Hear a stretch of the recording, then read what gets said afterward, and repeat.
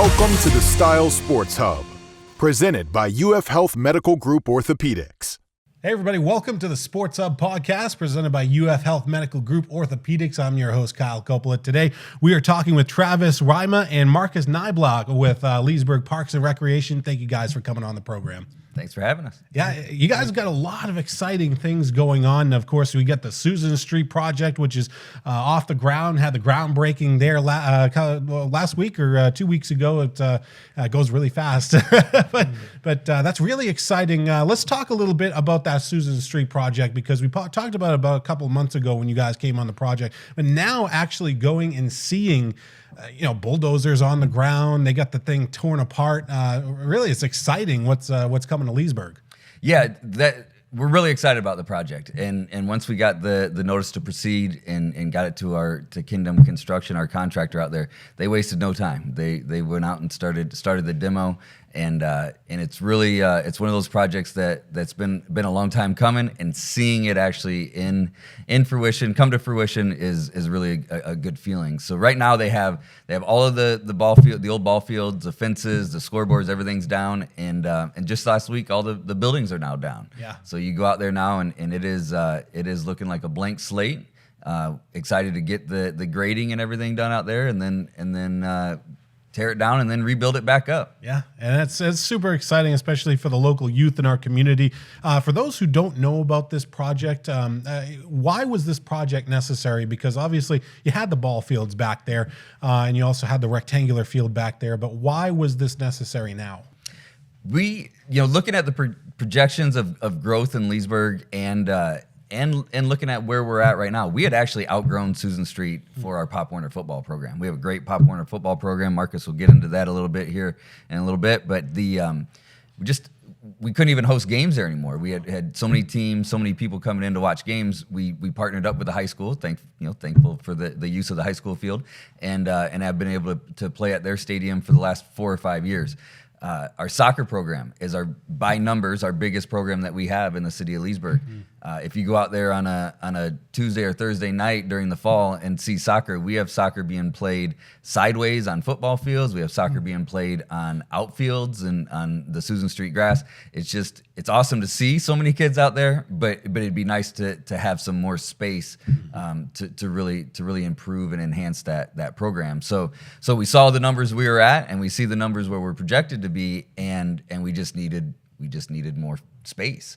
Yeah. And so we really, the local portion of the project really got kicked off just from conversation with Marcus and myself about what are we going to do with space? What are we going to do to make this better for the kids in Leesburg? At the same time we were having those conversations, we were really having a lot of success with NCAA softball out at Sleepy Hollow. Mm-hmm. And so that kind of started snowballing into, okay, it's a benefit for our youth if we do a nice project out here, but if we could also tie in a tourism aspect of it, we could start looking for some different type of funding, and really make it a win-win for everybody. Make it a win-win for the county, for us, for our local youth, and it just kind of grew, and through lots of discussions, lots of negotiations, it's grown into what it is. So really excited about it. It's going to give us a lot more space out there. Going to bring us opportunity to bring some teams in from all over the country, and it's probably as important as anything else, it's going to be somewhere our kids can be really proud of to play. It's going to be top notch. The facility is going to be great. We're going to have turf field on our championship field. I mean, it's going to be really nice for the kids in Leesburg. They can be proud of it, and hopefully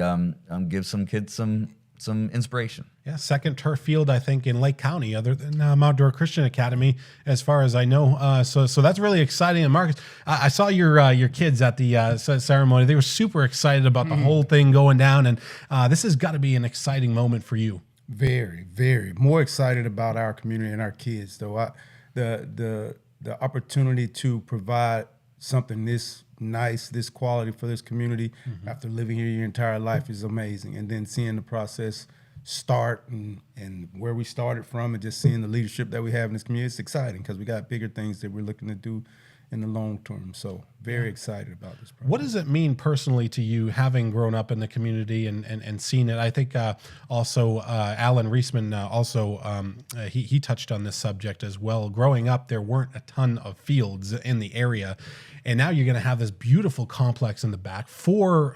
rugby-sized fields in the back. So you're going to be able to do soccer, you're going to be able to do football, anything you want with that, and then you get the championship field as well. How big is this for you personally to see this come to fruition? Amazing. I've been super excited for the past couple of years just seeing this process happen. So super excited. I can't wait to the first day that the first child gets a chance to run out there on that field in the actual game. I mean, it's going to be amazing. I'm excited. I can't wait. And you've seen your numbers grow as far as Pop Warner goes, and just across the board as well at Parks and Recreation, and the kids that are getting involved in sports. We continue to grow our area as well with the amount of people that want to be in Leesburg, which is super exciting for the future, I think, of our town. But for you, you've seen your numbers explode in growth as well. So how have you managed that?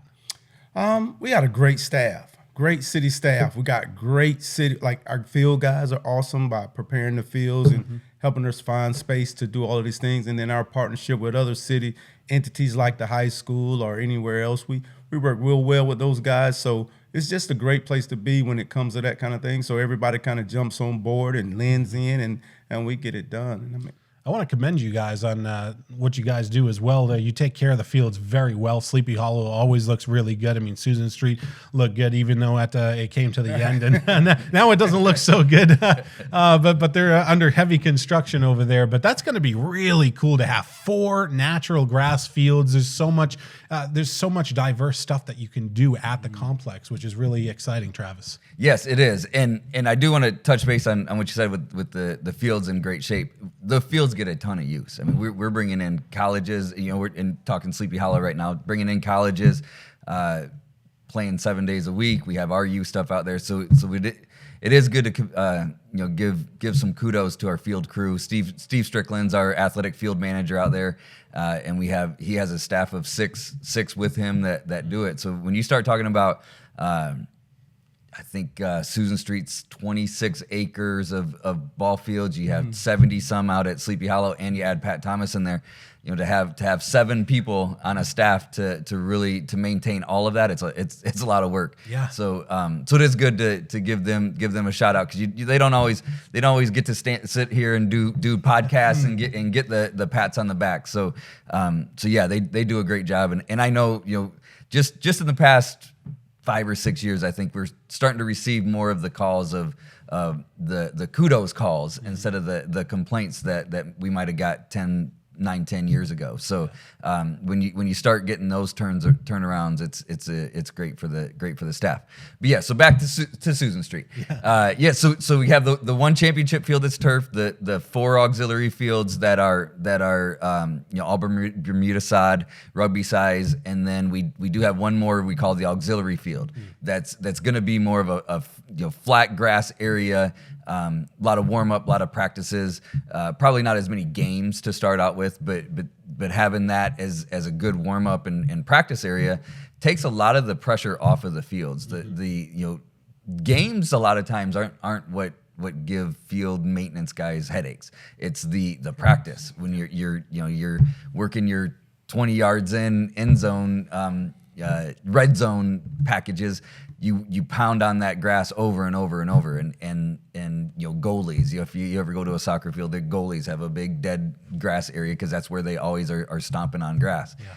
So having that extra field is a really key to this. I believe that you can warm up, you can practice there, and then get onto the fields for games. Mm-hmm. But the rugby size fields, we talk a lot, and it's almost turned into a joke. We may never play a rugby game out there ever. We may play a bunch. We don't know. We don't know where that's going to lead us. But having the fields be rugby size, we can play any rectangle sport that you can think of. So when you start talking about lacrosse and flag football, regular football, 7-on-7 football, anything can be played on a rugby-sized field because they're just longer and wider than any other fields that there are. Yeah. So hopefully we do some rugby. I'd love to. We do have some contacts we've been talking to, but even if we don't, it's worth it to have that size out there. Yeah. And even we're talking with some 7-on-7 groups. The number of games that they'll be able to play going sideline to sideline is they're going to be able to bring in a lot of teams in to participate. So it's key. It's key to have those size. It definitely is. And you mentioned the 7-on-7 stuff, and that excites me as well because we've seen 7-on-7 football take off in the area. I think the Villages Charter school down there, or the high school down there, hosts a bunch on their grass fields down there, and that's going to be exciting because you're going to be able to bring competitions and tens, maybe hundreds of schools in the next couple of years to the complex and play 7-on-7s and make that a destination for people who want to come and utilize those fields. That's got to be exciting for you, Marcus. Definitely. We've already privately partnered with some groups and looking at dates and planning for the future. We're also looking into, because high schools have opened up the girls' flag football, we branched out with some flag football opportunities with Pop Warner. With Pop Warner, the main Mid-Florida organization moving around, we partner with those guys, possibly to bring some of the bigger championship games to our complex once it's completed. So we're looking very good for the future. Very good. One of the things that Pop Warner has done, and Marcus has been working on it with them, and it's just really taken a hold, is they're adding girls flag football. Yes. So girls flag football becoming a sanctioned sport, all over Florida. Yep. Like you mentioned, the Villages, I know they have a really good flag football team out there, girls flag football. So they're adding a 10, 12, and 14 under flag football that's a part of the Pop Warner organization. So this year when Pop Warner comes up, we'll have Pop Warner flag football teams for girls. So that, you talk about 7-on-7s exploding. 7-on-7's huge. Yeah. If you're not in that world, you might not know how big it is, but it's enormous. And girls flag football is really grabbing hold right now, and is going to be another big one that we are going to work on bringing out to Susan Street. Yeah, and girls flag football as a whole is doing great. Leesburg High School started up a program, and then you also have Wildwood, which is they're going to be going for a state championship this year, which is really exciting. But that sport has taken off, and I love focusing on the women's sports too and the girls' sports in our area because that's been really exciting. I think that the local college, Lake Sumter State College, installed a brand new field for their girls beach volleyball team over there. So a lot of emphasis being put on women's sports, and I love to see that, Travis. Yeah, that's all. It's awesome to see that growth when really up and down the sports sanctioning. You can, all the ones that you mentioned, and girls wrestling, high school wrestling is taking off. So just the more opportunities that all the kids have, is great to see. But yeah, beach volleyball. Love it. That's going to be a great program for Lake Sumter to add. But anytime we can support our boys, our girls, and anybody to get out, get involved, whether it's with us or with another organization, we don't even care as long as they're involved in something. But the growth of girls sports, especially through high schools, and they're. For our generation, there's always been girls sports, but now it's more opportunities. It's not. Even though I love softball, I love volleyball, I love basketball, all of them are great. But now they have some different opportunities to try some other sports that they might not have got to a decade ago. What are you most proud about, Marcus? Seeing this project come to fruition, but you've been involved with Parks and Recreation for a couple of years now. What are you most proud about? So, knowing Susan Street from the very beginning, with that one football field and multiple baseball fields, and seeing when there was just one football field and 2 baseball fields, and then it went from 1 football field to 4 baseball fields, and then seeing the times change where we upgraded, and every time we upgraded, it looked nice and kids were excited about it. Now understanding that our city has gotten to the point where we're so big with football and soccer, which is soccer's the biggest growing sport probably across the state of Florida right now, probably in the world.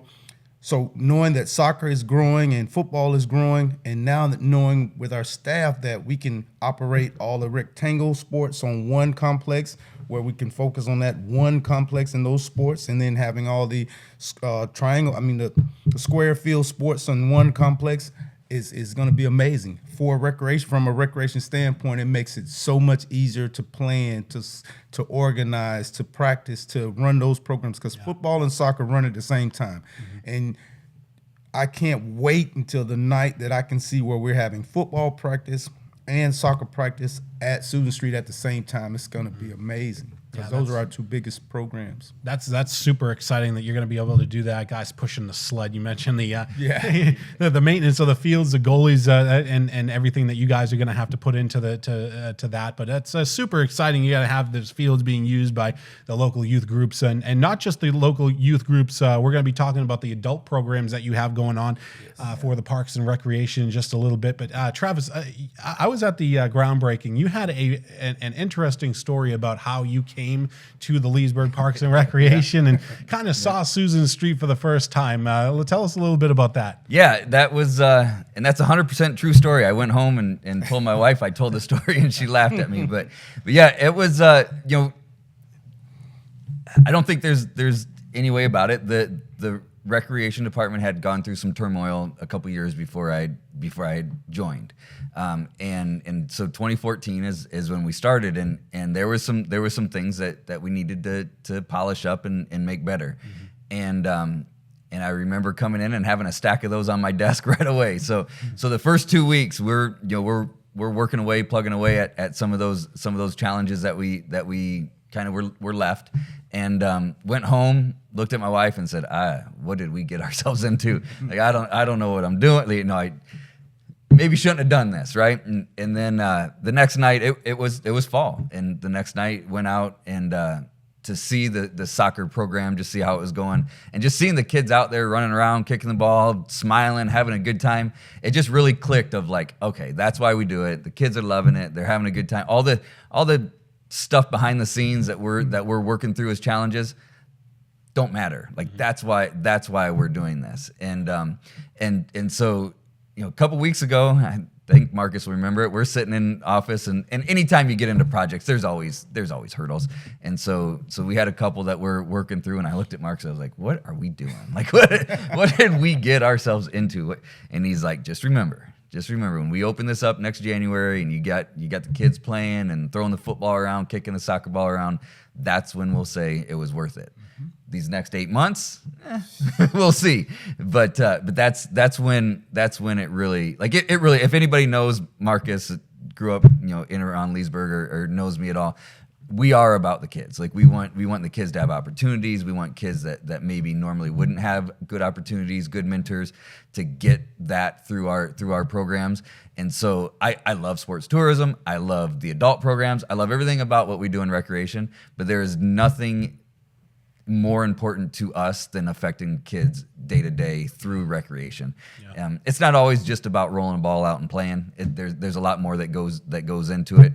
I'm sure we don't want to get that deep and sentimental into it today, but to get kids that need assistance in and working around people that really can put them on a right path can change kids' lives. Yeah. And so not to take this conversation and turn it into a real deep conversation, but that's what we think is important. And so being able to seeing these things come to fruition, and then being able to improve what we're putting out there, whether it's facilities or program wise,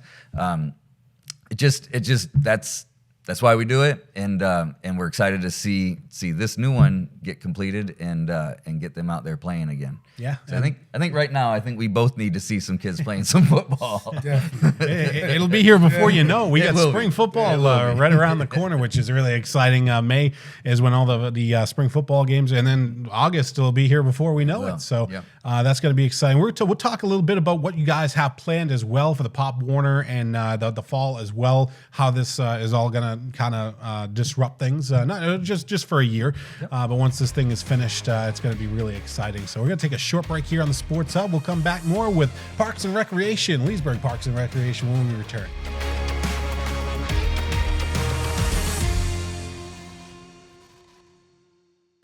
Is pain or restricted range of motion keeping you on the sidelines?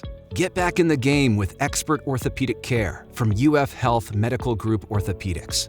UF Health Medical Group Orthopaedics provides robotic-assisted surgical joint repairs and replacements, post-operative care, and inpatient rehabilitation services, all close to home, right here in Lake and Sumter counties. And for those unexpected injuries, UF Health Medical Group Orthopaedics offers convenient walk-in and same-day appointments. To learn more or to schedule an appointment with one of their specialists, call 352-323-5665. Hey everybody, we are back here on the Sports Hub podcast talking with Leesburg Parks and Recreation. We got Travis, Rima, and Marcus Niblack on with us, and we're talking about the Susan Street complex that you guys are in the middle of demolishing and creating a brand new complex for the kids over there. It's going to be really exciting for our youth. I wanted to talk a little bit about the plans for that as well and how that's going to impact the youth programs that use those fields. So this year, it's going to be tough because we got to find alternative places for those teams to practice, or even with soccer in play. But we're lucky to have additional fields at Sleepy Hollow. As of right now, we have 2 fields there.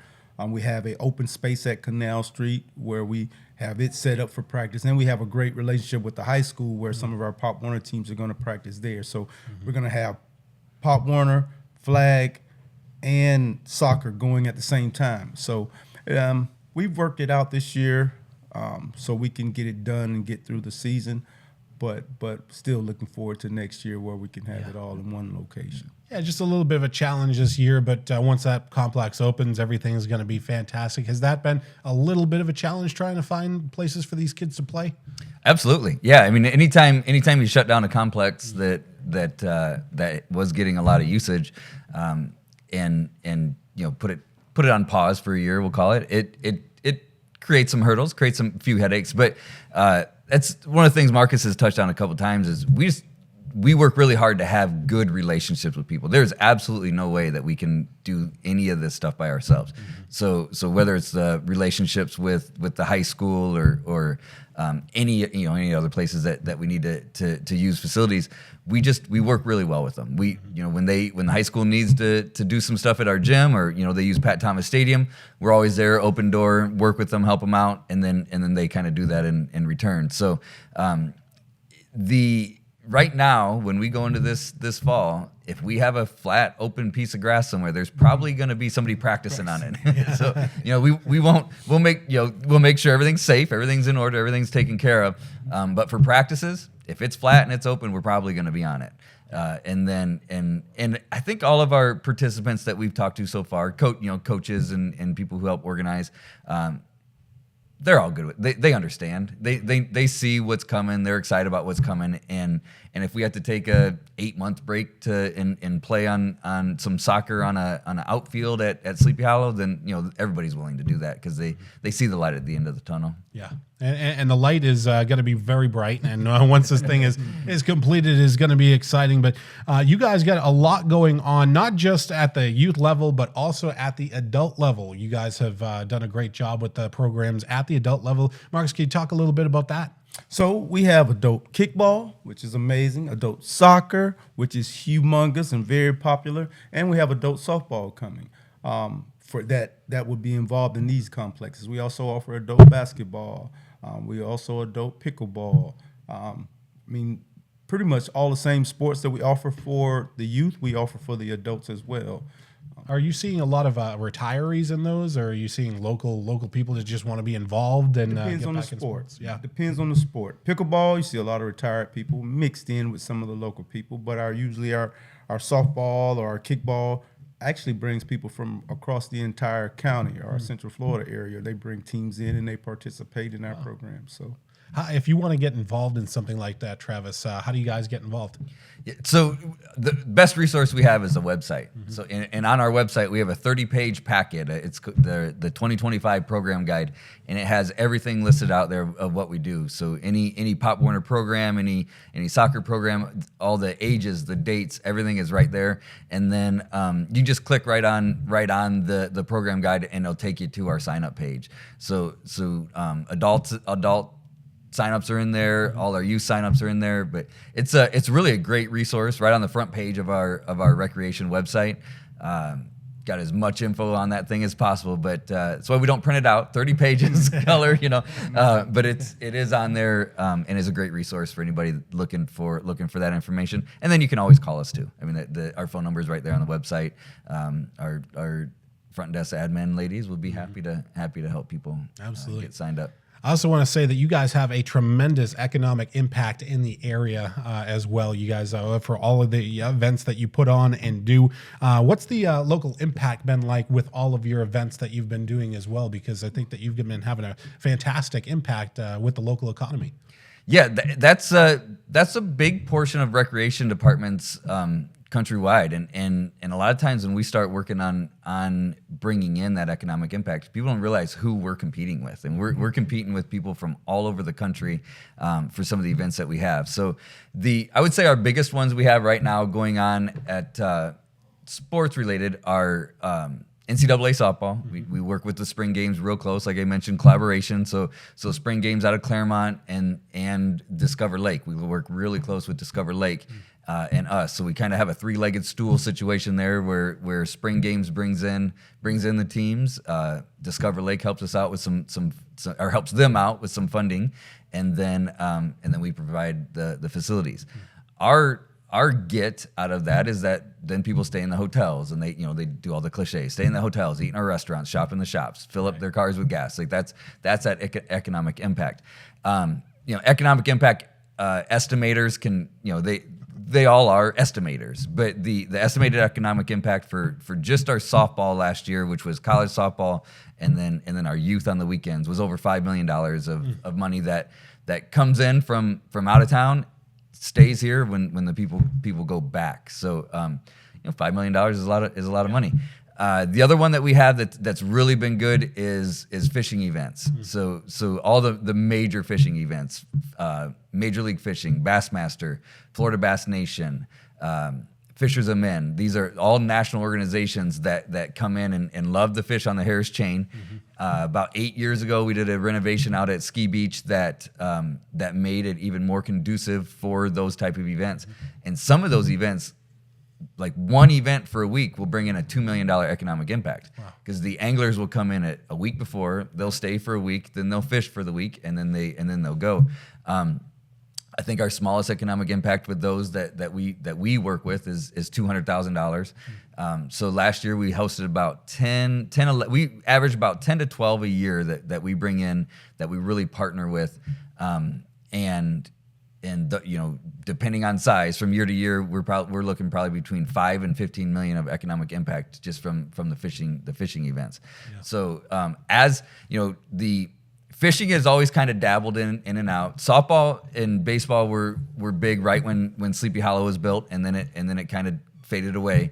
But as we've got those two rolling, that's really kind of what helped.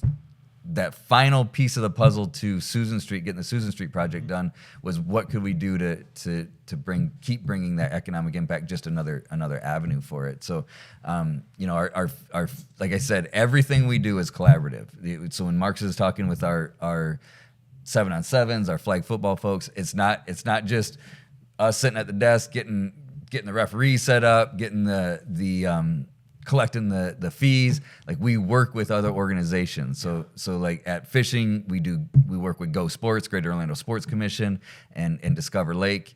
And so we really are looking for those collaborative groups that we can work with and keep people coming to Leesburg. You got a couple of big ones, non-sporting, coming up as well. Of course, you got Bike Fest coming up this weekend, which is going to be super exciting.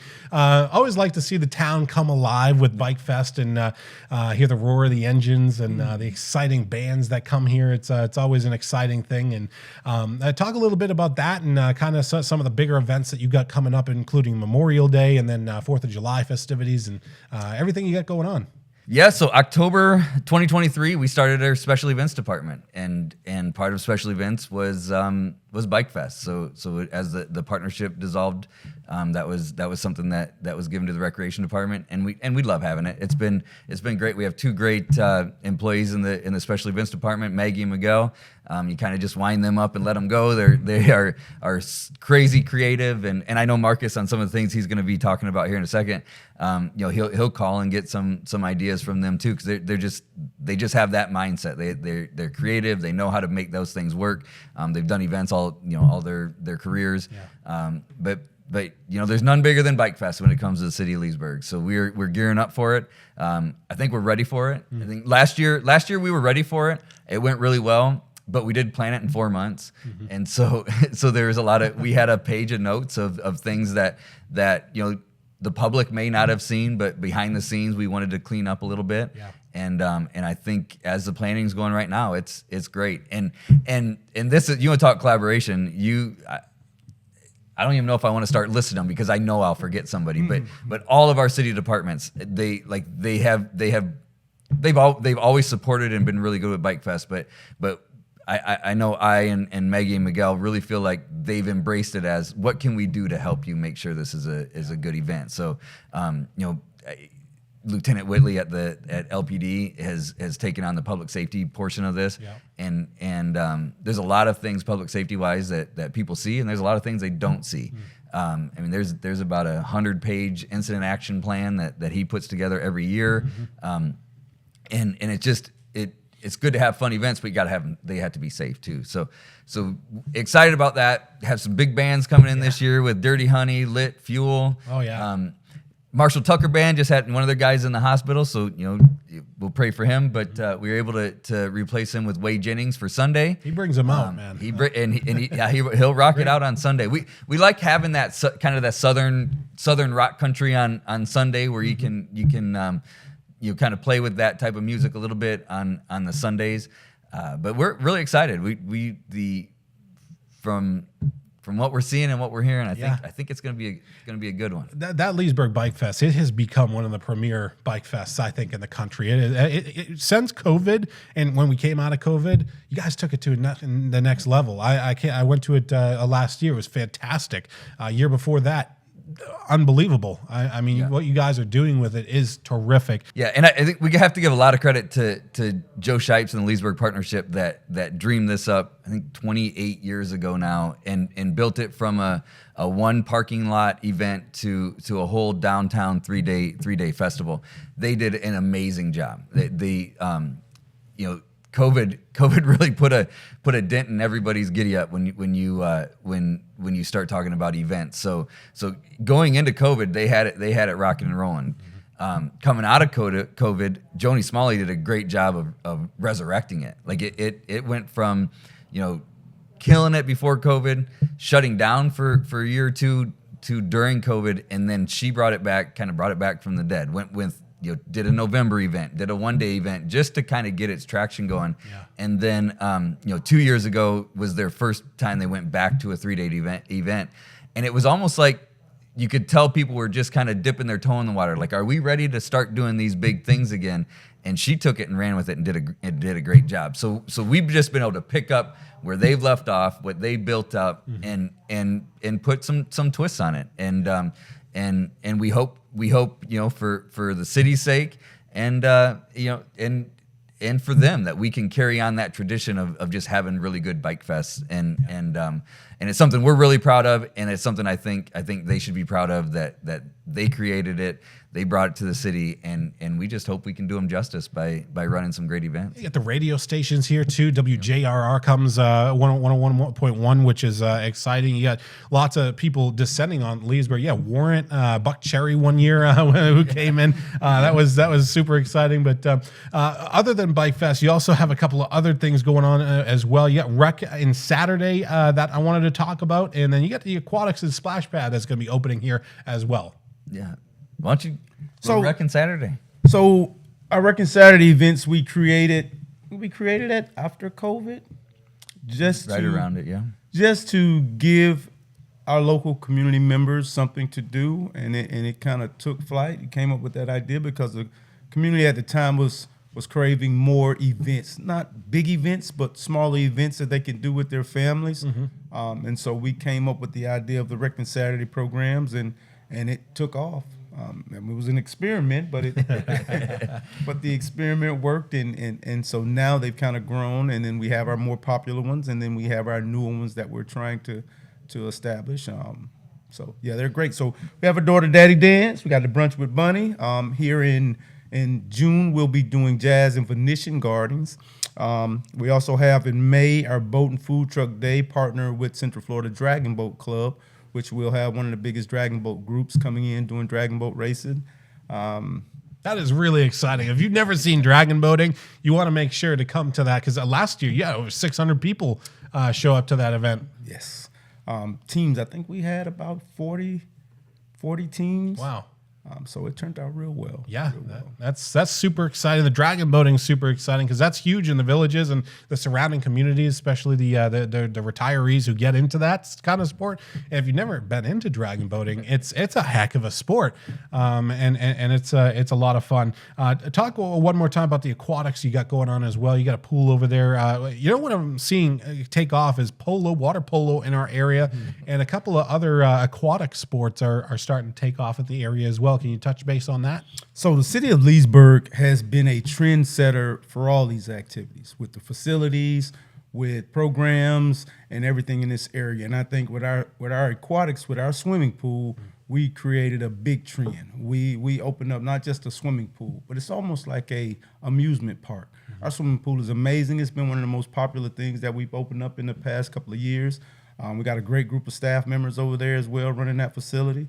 And that group also runs our splash pad, which is also new and very popular in the community, along with the Rogers Park playground.